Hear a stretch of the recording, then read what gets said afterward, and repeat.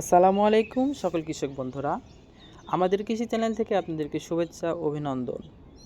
তো বন্ধুরা, আজকের পর্বটি হচ্ছে রসুন গাছের পাতা মরা বা অগ্রভাগ থেকে মরে নিচের দিকে আসে, সেটা একটা মারাত্মক রোগ। অনেক কৃষকই আছে বন্ধুরা যে দেখে যে আসলে এ রোগটা প্রকোপ আকার ধারণ করেছে, কিন্তু সেটার কোনো সমাধান খুঁজে পায় না। সেক্ষেত্রে আমি কিন্তু আপনাদেরকে একটা সঠিক সাজেস্ট দেওয়ার জন্য কিন্তু ভিডিওটা করছি।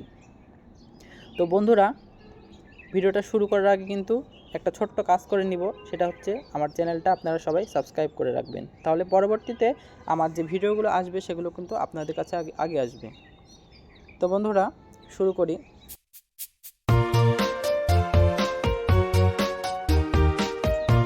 ছোট্ট একটা বিষয়, সেটা হচ্ছে যে গাছের কিন্তু খাদ্য গ্রহণের কিন্তু মাধ্যম হচ্ছে শিকড় থেকে গাছ খাদ্য গ্রহণ করে, আর সেখান থেকে পুষ্টি উপাদানগুলো সংগ্রহ করে। তো বন্ধুরা, আপনাদের মাটিতে যদি খাদ্য উপাদান অর্থাৎ পুষ্টি উপাদানগুলো যদি কমতি থাকে, অর্থাৎ multivitamin, zinc, magnesium, manganese, copper, তো এ ধরনের মাল্টিভিটামিনের অভাবে কিন্তু গাছের পাতা পোড়া রোগটা হয়।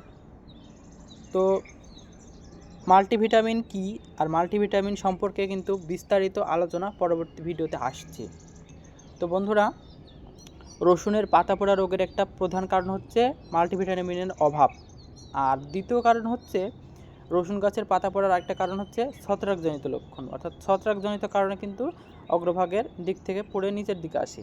আর একটা বিষয়, সেটা হচ্ছে মাটিতে যদি পর্যাপ্ত পরিমাণ অর্থাৎ ময়েশ্চারাইজ না থাকে, অতিরিক্ত যদি খরা দেওয়া হয় অর্থাৎ শুকনা দেওয়া হয়, তাহলে কিন্তু পাতার অগ্রভাগ থেকে পড়ে নিচের দিকে আসবে। সেক্ষেত্রে আপনারা এই তিনটা বিষয়কে মাথায় রেখে আপনাদের জমিতে পরিচর্যা করবেন। তো শুরুর দিকে সেটা সলভ করার জন্য আপনারা নিজেরা যথেষ্ট। তো যদি মাটি যদি ময়েশ্চারাইজ না থাকে, অর্থাৎ মাটিতে যদি পানি পর্যাপ্ত পরিমাণ না থাকে, যদি শুকিয়ে যায়, তাহলে আপনারা জলসেচ দিয়ে নেবেন। আর দ্বিতীয় কথা, সেটা হচ্ছে মাল্টিভিটামিন। তো মাল্টিভিটামিনের অভাবজনিত লক্ষণ আপনারা বুঝবেন কিভাবে? তো বন্ধুরা, মাল্টিভিটামিনের অভাব সবচাইতে রসুন গাছের যেটা প্রভাব পড়ে সেটা হচ্ছে কপার। তো বন্ধুরা, কপারের কারণে কিন্তু পাতার অগ্রভাগ থেকে মরে নিচের দিকে আসে। তো কপার যদি আপনারা ব্যবহার করতে চান, তাহলে কিন্তু আপনাদেরকে কপার অক্সিক্লোরাইড গ্রুপের কীটনাশক স্প্রে করতে হবে, বালাইনাশক স্প্রে করতে হবে।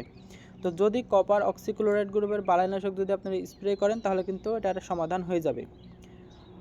আর আরেকটা হচ্ছে, সেটা হচ্ছে ছত্রাকজনিত কারণের জন্য যদি আপনারা ছত্রাকনাশক স্প্রে করেন, তাহলে কিন্তু সলভ হয়ে যাবে।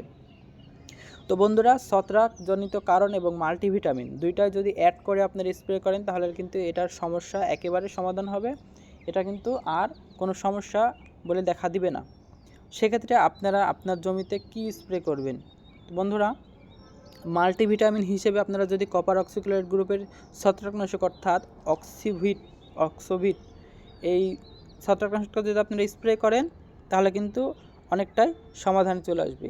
এর সাথে যদি আপনারা কার্বনডাজিম, ম্যানকোজেব এগুলো স্প্রে করেন, তাহলেও কিন্তু ছত্রাকজনিত কারণের যে প্রভাবটা আছে সেটা কিন্তু দূর হয়ে যাবে।